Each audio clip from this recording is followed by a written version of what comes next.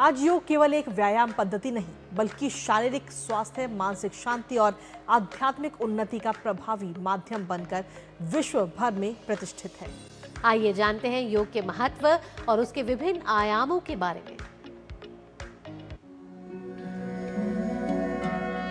योग स्वयं में एक संपूर्ण विज्ञान है, जिसका लक्ष्य है मनुष्य के शरीर, मन, आत्मा और ब्रह्मांड को एकजुट करके एक ऐसी आध्यात्मिक और शारीरिक शक्ति को उत्पन्न करना जो मनुष्य को न केवल शारीरिक बल्कि मानसिक पीड़ा से मुक्त करे।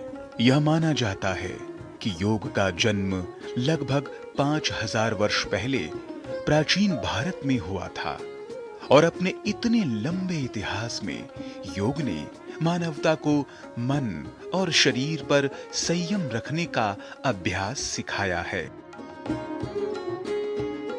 यह एक ऐसा अभ्यास है जिसे आज पूरी दुनिया में सम्मान प्राप्त है।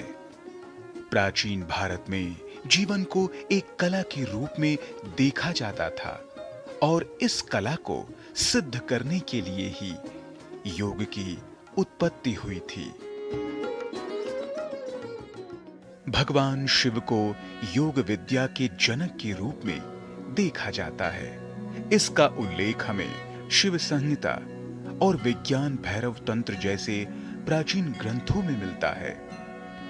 शिव के योग को शिव योग या वाम योग भी कहते हैं। शिव योग में धारणा, ध्यान और समाधि अर्थात योग के अंतिम 3 अंगों का ही प्रचलन अधिक रहा है।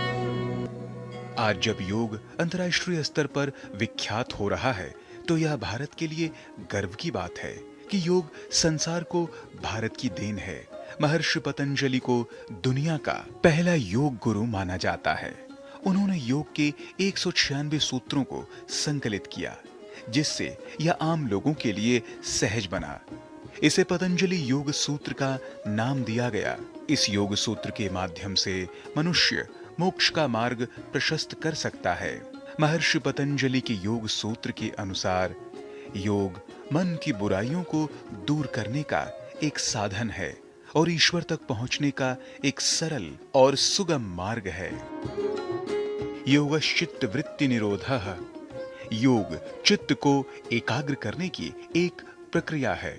योग की इस प्राचीन और गहन परंपरा ने न केवल भारत बल्कि पूरे विश्व को शारीरिक और मानसिक स्वास्थ्य के साथ साथ आध्यात्मिक उन्नति का मार्ग दिखाया है। राजमंगल पांडे के साथ जैनेन्द्र सिंह की रिपोर्ट, डीडी न्यूज।